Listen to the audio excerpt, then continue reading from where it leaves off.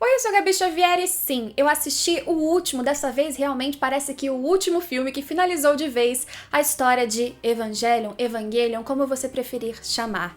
Se você não está sabendo, sim, nós tivemos o anime clássico, o primeiro, que teve problemas de orçamento e de cronograma e acabou sendo finalizado com 2 episódios que pra mim, simbolicamente, são maravilhosos, mas que realmente deixaram furos na história e geraram um grande hate pro autor que depois fez o filme chamado The End of Evangelion, que aí trouxe uma visão bem mais pessimista, eu diria, e teoricamente encerrou a história de Evangelion, só que não.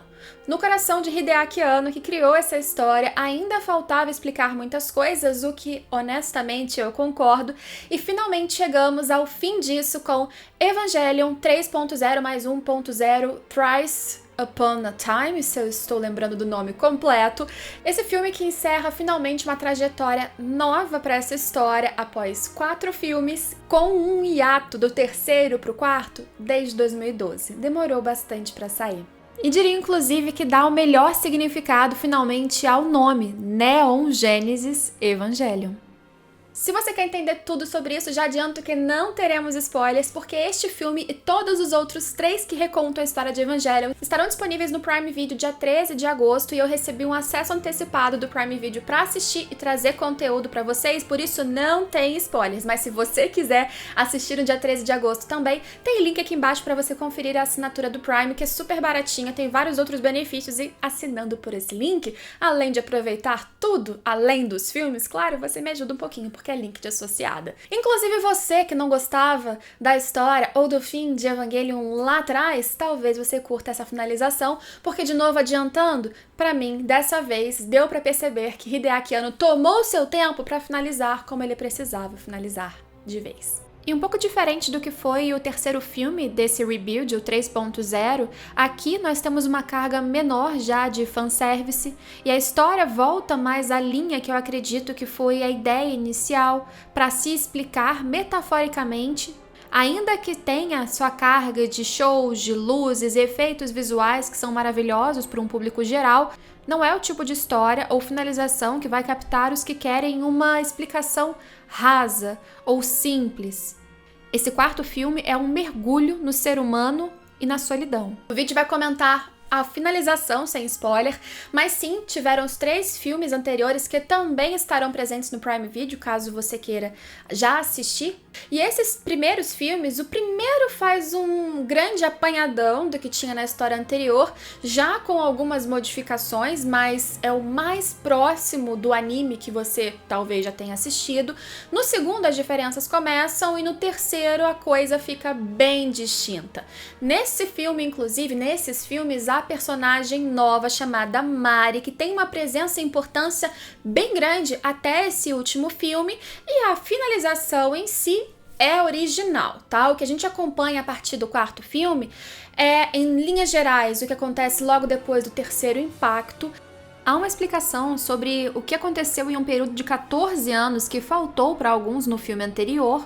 E tem presença, sim, tanto dos personagens Shinji, que é o protagonista, mas durante um longo tempo ali sofrendo com traumas, existe uma carga psicológica muito forte no quarto filme, o que me deixa muito feliz, porque é a pegada que claramente o Hideaki Anno queria, com tempo e espaço e liberdade, trabalhar desde o anime, mas não é abandonada de forma alguma a parte que muitos também curtem, que é as lutas, coisas voando, muitas luzes, várias vezes a animação envolvendo elementos 3D e 2D é muito bem feita. É claro que há certos momentos que talvez os elementos em computação gráfica saltem demais aos olhos e gerem um pouco de estranhamento.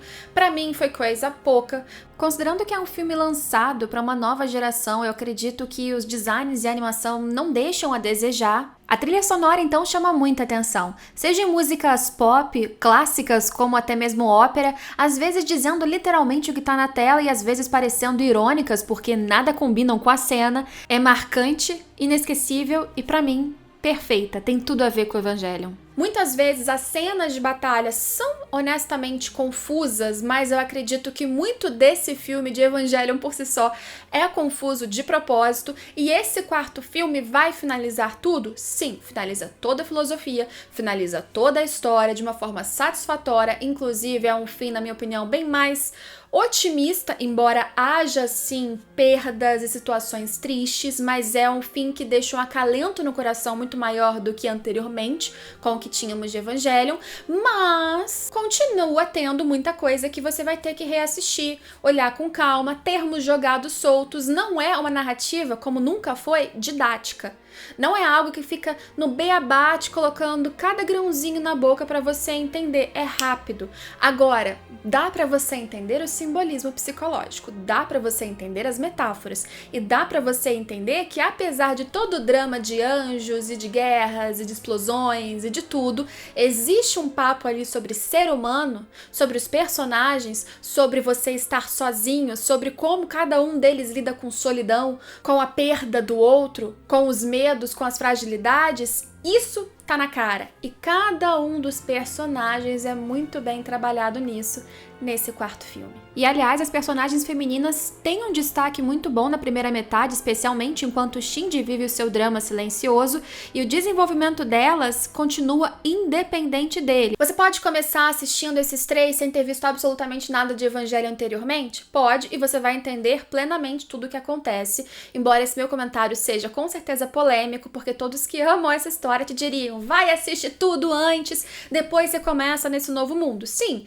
na história perfeita é bom você entender de onde veio, quais foram os problemas e como eles corrigiram as coisas.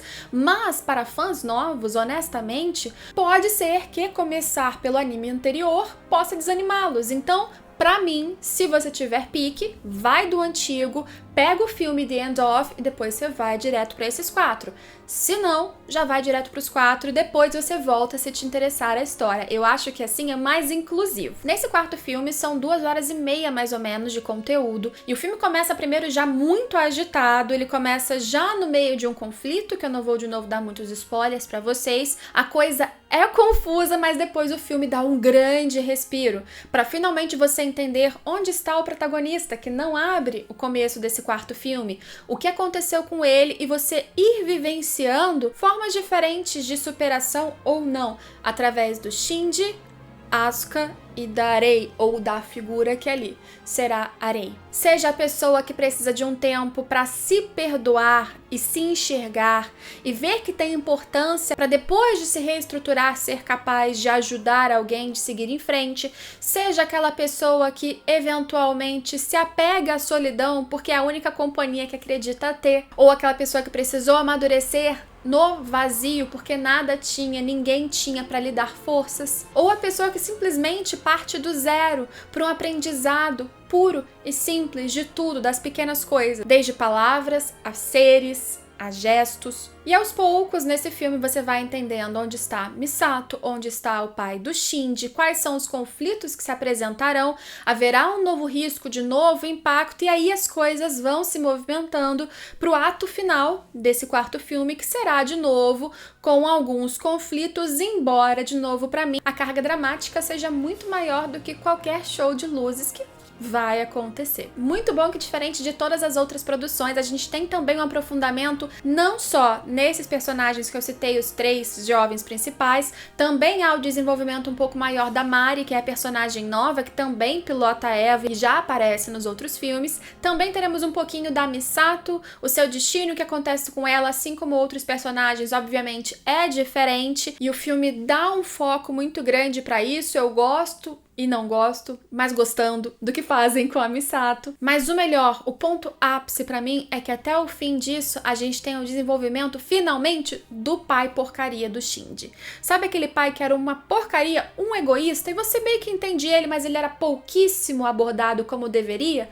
Pois é, o quarto filme finalmente trouxe um grande pedaço, ou um pedaço justo, para explicar as motivações, os sentimentos e as fragilidades do pai do Shinji. Ikari Gendo, ele finalmente vai aparecer pra gente desestruturado ali, mostrando quais eram as suas motivações e seus objetivos e o que estava por trás disso. E como ele e seu filho têm muito mais semelhanças do que diferenças. E como ainda que haja pessoas como eles, pai e filho, iguais em essência, são as experiências e são as suas escolhas, são as relações que você produz que fazem com que você seja quem você é. Não há um determinismo de quem você precisa ser. As escolhas são unicamente suas. Amadurecer ou não, mudar, melhorar ou piorar, isso tudo depende de você. E isso tudo é muito bonito, construído principalmente nessa dupla aí. E isso vai ser traçado até os últimos momentos do filme e vai ter uma finalização que, no mínimo, poeticamente vai encerrar algumas trajetórias e, no fim, fisicamente também, a gente vai ter uma continuação e um fechamento justo para uma dupla aí de personagens que eu gostei de ver. Para mim, os finais anteriores de Evangelion, eles eram muito complementares, como sempre foram para os fãs. Não faltava um pouco para mim desse otimismo, dessa esperança que o Hideaki Anno sempre tentou mostrar nos seus primeiros momentos com o anime.